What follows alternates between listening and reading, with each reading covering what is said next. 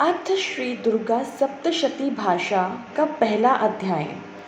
महर्षि ऋषि का राजा सुरत और समाधि को देवी की महिमा बताना।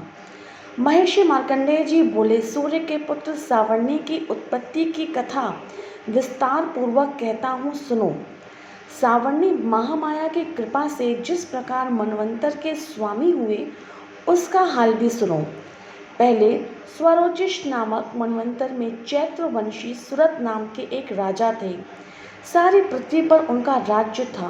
वह प्रजा को अपने पुत्र के समान मानते थे, तो भी कोलाविंदवंशी राजा उनके शत्रु बन गए। दुष्टों को दंड देने वाले राजा सुरत की उनके साथ लड़ाई हुई। कोलाविंदवंशियों की संख्या कम होने पर भी राजा सुरत उनसे युद्ध में हार गए और वह अपने नगर में आ गई। केवल अपने देश का राज्य ही नहीं उनके पास रह गया और वह उसी देश के राजा होकर राज्य करने लगे, किंतु उनके शत्रुओं ने वहां पर भी उन पर आक्रमण कर दिया। राजा को बलहीन देखकर उसके दुष्ट मंत्रियों ने उन पर वहां भी आक्रमण किया। राजा को बलहीन देखकर उसके दुष्ट मंत्रियों ने राजा की सेना और खजाना अपने अधिकार में लिया। राजा सुरत अपने राज्य अधिकार को हार कर शिकार खेलने के बहाने घोड़े पर सवार होकर वहां से एक भयंकर वन की ओर चले गए। उस वन में उन्होंने महर्षि मेधा का आश्रम देखा। वहां महर्षि मेधा अपने शिष्यों और मुनियों से सुशोभित बैठे हुए थे और वहां कितने ही हिंसक जीव परम शांति भाव से रहते थे। राजा सुरत ने महर्षि मेधा को प्रणाम किया और महर्षि ने भी उनका उचित सत्कार किया। राजा सुरत महर्षि के आश्रम में कुछ समय तक ठहरे। अपने नगर की ममता के आकर्षण से राजा अपने मन में सोचने लगे, पूर्व काल में पूर्वजों ने जिस नगर का पालन किया था वह आज मेरे हाथ से निकल गया। मेरे दुष्ट और दुरात्मा मंत्री मेरे नगर की अब धर्म से रक्षा कर रहे होंगे या नहीं। मेरा प्रधान हाथी, जो कि सदा मद की वर्षा करने वाला और शूरवीर था, मेरे वैरियों के वश में होकर न जाने क्या दुख भोग रहा होगा। मेरे आज्ञाकारी नौकर, जो मेरी कृपा से धन और भोजन पाने से सदैव सुखी रहते थे और मेरे पीछे पीछे चलते थे, वह अब निश्चय ही दुष्ट राजाओं का अनुसरण करते होंगे तथा मेरे दुष्ट एवं दुरात्मा मंत्रियों द्वारा व्यर्थ ही धन को व्यय करने में संचित किया हुआ मेरा खजाना एक दिन अवश्य ही खाली हो जाएगा। इस प्रकार बहुत सी बातों को सोचता हुआ राजा निरंतर दुखी रहने लगा। एक दिन राजा सुरत ने महर्षि मेधा के आश्रम के निकट एक वैश्य को देखा। राजा ने उनसे पूछा, भाई तुम कौन हो? यहाँ तुम्हारे आने का क्या कारण है? और तुम मुझे शोकग्रस्त अनमने से दिखाई देते हो, इसका क्या कारण है?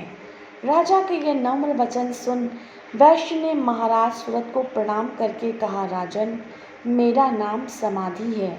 मैं धनियों के कुल में उत्पन्न एक वैश्य हूँ। मेरे दुष्ट स्त्री पुत्रादिकों ने लोभ से मेरा सारा धन छीन लिया है और मुझे घर से निकाल दिया है। मैं इस तरह से दुखी होकर इस वन में चला आया हूँ और यहाँ रहता हुआ मैं इस बात को भी नहीं जानता कि अब घर में इस समय सब कुशल हैं या नहीं, या मैं अपने परिवार का आचरण संबंधी कोई समाचार भी नहीं पा सकता कि वह घर में इस समय कुशल पूर्वक है या नहीं। मैं अपने पुत्रों के संबंध में यह भी नहीं जानता कि वह सदाचारी हैं या दुराचार में फंसे हुए हैं।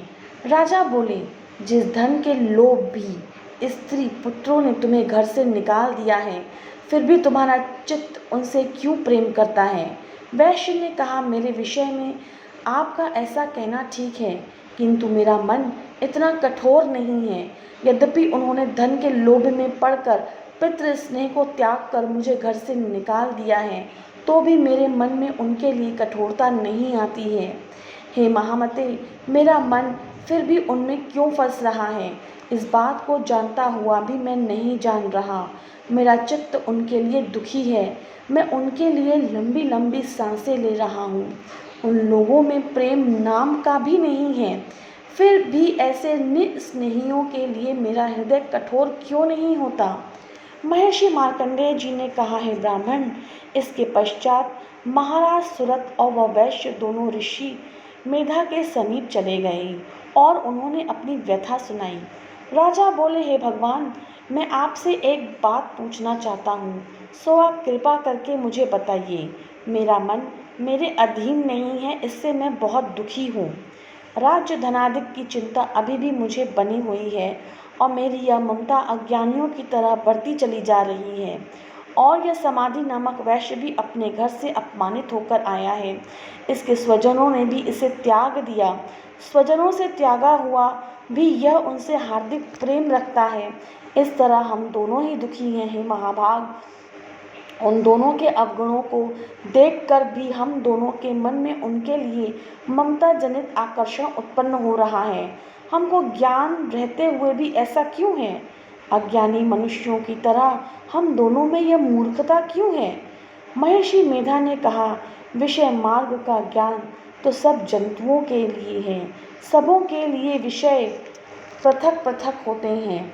कुछ प्राणी दिन में नहीं देखते और कुछ रात को, परंतु कोई जीव ऐसे भी हैं जो दिन और रात दोनों में देख सकते हैं। यह सत्य है कि मनुष्यों में ज्ञान प्रथम है, किंतु केवल मनुष्य ही ज्ञानी नहीं होता, पशु पक्षी भी ज्ञान रखते हैं। और जो ज्ञान मनुष्यों में है वैसे ही पशु पक्षियों में है, तथा अन्य बातें भी दोनों में एक जैसी ही पाई जाती हैं। ज्ञान होने पर भी इन पक्षियों को देखो कि अपने भूख से पीड़ित बच्चों की चोंच में कितने प्रेम से अन्न के दाने डालते हैं। हे राजन, ऐसा ही प्रेम मनुष्यों में अपनी संतान के प्रति पाया जाता है। लोभ के कारण अपने उपकार का बदला पाने के लिए मनुष्य पुत्रों की इच्छा करते हैं और इस प्रकार मोह के गड्ढे में गिरा करते हैं। भगवान श्री हरि की जो माया है उसी से यह संसार मोहित हो रहा है। इसमें कोई आश्चर्य की बात नहीं है, क्योंकि वह भगवान विष्णु की योग निंद्रा है। यह माया ही तो है जिसके कारण संसार मोह में जकड़ा हुआ है।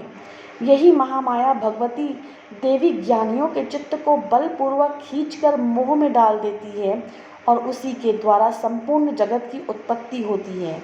यही भगवती प्रसन्न होकर मनुष्य को मुक्ति प्रदान करती है। यही संसार के बंधन का कारण है तथा संपूर्ण ईश्वरों की भी स्वामिनी है। महाराज सुरत ने कहा, भगवान, वह देवी कौन सी है जिसको आप महामाया कहते हैं? हे ब्राह्मण, वह कैसे उत्पन्न हुई और उसका कार्य क्या है? उसके चरित्र कौन कौन से हैं? प्रभु, आपका जैसा प्रभाव हो, जैसा स्वरूप हो, वह सब ही कृपा कर मुझसे कहिए, मैं आपसे सुनना चाहता हूँ। महर्षि मेधा बोले, राजन, वह देवी तो नित्य स्वरूपा है। उसके द्वारा यह संसार रचा गया है, तब भी उसकी उत्पत्ति अनेक प्रकार से होती है। वह सब आप मुझसे सुनो। वह देवी का कार्य सिद्ध करने के लिए प्रकट होती है। उस समय वह उत्पन्न हुई कहलाती है। संसार को जलमय करके जब विष्णु भगवान योग निद्रा का आश्रय लेकर शेष शैया पर सो रहे थे, तब मधु कैटभ नाम के दो असुर उनके कानों के मैल से प्रकट हुए और वह श्री ब्रह्मा जी को मारने के लिए तैयार हो गए। श्री ब्रह्मा जी ने जब दोनों को अपनी ओर आते हुए देखा और यह भी देखा कि भगवान विष्णु योग निद्रा का आश्रय लेकर सो रहे हैं, तो वह उस समय श्री भगवान के जागने के लिए उनके नेत्रों में निवास करने वाली योग निद्रा की स्तुति करने लगे। श्री ब्रह्मा जी ने कहा, हे देवी, तुम ही स्वाहा हो, तुम ही स्वधा और तुम ही वशटकार हो। स्वरा भी तुम्हारा स्वरूप है। तुम ही जीवन देने वाली सुधा हो। नित्य अक्षर, प्रणव में अकार, उकार, मकार, इन तीनों में माताओं के रूप में तुम ही स्थित हो। इसके अतिरिक्त जो बिंदु पद अर्ध मात्रा है, जिसका कि विशेष रूप से उच्चारण नहीं किया जाता है, हे देवी, वह भी तुम ही हो। हे देवी, संध्या, सावित्री तथा परम जननी तुम ही हो। तुम इस विश्व को धारण करने वाली हो। तुमने ही इस जगत की रचना की है और तुम ही इस जगत का पालन करने वाली हो और तुम ही कल्प के अंत में सबको भक्षण करने वाली हो। जगत की उत्पत्ति के समय तुम सृष्टि स्वरूपा होती हो, पालन काल में स्थित रूपा और कल्प के अंत में संहार रूप धारण कर लेती हो। तुम ही महाविद्या, महामाया, महामेधा, महारात्रि और मोहरात्रि हो। श्री ईश्वरी और बोध स्वरूपा बुद्धि भी तुम ही हो। लज्जा, पुष्टि, तुष्टि, शांति और क्षमा भी तुम ही हो। तुम खड्ग धारिणी, शूल धारिणी, घोर रूपा तथा गदा, चक्र, शंख और धनुष के धारण करने वाली हो। बाण, भुशुंडी और परुध यह भी तुम्हारे ही अस्त्र हैं। तुम सौम्य और सौम्यांतर हो। यही नहीं बल्कि जितनी भी सौम्य तथा सुंदर वस्तुएं इस संसार में हैं, उन सब से बढ़कर सुंदर तुम हो। पर और अपर सबसे परे रहने वाली सुंदर तुम ही हो। हे सर्वस्वरूपे देवी, जो भी सत असत पदार्थ हैं और उनमें जो शक्ति है वह तुम ही हो। ऐसी अवस्था में भला तुम्हारी स्तुति कौन कर सकता है। इस संसार की सृष्टि, पालन और संहार करने वाले जो भगवान हैं, उनको भी जब तुमने निद्रा के वशीभूत कर दिया है, तो फिर तुम्हारी स्तुति कौन कर सकता है। मुझे भगवान विष्णु तथा भगवान शंकर को शरीर धारण करने वाली तुम ही हो। तुम्हारी स्तुति करने की शक्ति किसमें है। हे देवी, तुम तो अपने इन उदार प्रभावों के कारण ही प्रशंसनीय हो। मधु और कैटभ जो भयंकर असुर हैं, इन्हें तो मोह में डाल दो और श्री हरि भगवान विष्णु को भी जल्दी जगा दो और उनमें इनको मार डालने की बुद्धि भी उत्पन्न कर दो। महर्षि मेधा बोले, हे राजन, जब श्री ब्रह्मा जी ने देवी की इस प्रकार स्तुति करके भगवान को जगाने तथा मधु और कैटभ को मारने के लिए कहा, तो भगवान विष्णु के नेत्र, मुख, नासिका, बाहु, हृदय और वक्ष स्थल से निकलकर श्री ब्रह्मा जी के सामने खड़ी हो गईं। उनका ऐसा करना था जो भगवान श्रीहरि तुरंत जाग उठे और दोनों असुरों को देखा, जो कि अत्यंत बलवान और पराक्रमी थे और हमारे क्रोध के जिनके नेत्र लाल हो रहे थे और जो ब्रह्मा जी का वध करने के लिए तैयार थे। तब क्रुद्ध हो उन दोनों दुरात्माओं असुरों के साथ भगवान श्रीहरि पूरे 5000 साल तक लड़ते रहे। एक तो वह अत्यंत बलवान और पराक्रमी थे, दूसरे महामाया ने भी उन्हें मोह में डाल रखा था। अतः वह श्री भगवान से कहने लगे, हम दोनों तुम्हारी वीरता से अत्यंत प्रसन्न हैं, तुम हमसे कोई वर मांगो। भगवान ने कहा, यदि तुम मुझ पर प्रसन्न हो तो अब तुम मेरे हाथों से मर जाओ। बस इतना ही सा वर मैं तुमसे मांगता हूँ। यहाँ दूसरे वर से क्या प्रयोजन। महर्षि मेधा बोले, इस तरह से जब वह धोखे में आ गए और अपने चारों ओर जल ही जल देखा, तो भगवान श्री हरि से कहने लगे, जहाँ पर न जल हो, सूखी जमीन हो, उसी जगह पर हमारा वध कीजिए। महर्षि मेधा बोले, तथास्तु कहकर भगवान श्री हरि ने उन दोनों को अपनी जांघ पर लिटाकर उन दोनों के सिर काट दिए। इस तरह से यह देवी श्री ब्रह्मा जी की स्तुति करने पर प्रकट हुई थीं। अब तुम उनके प्रभाव का वर्णन सुनो।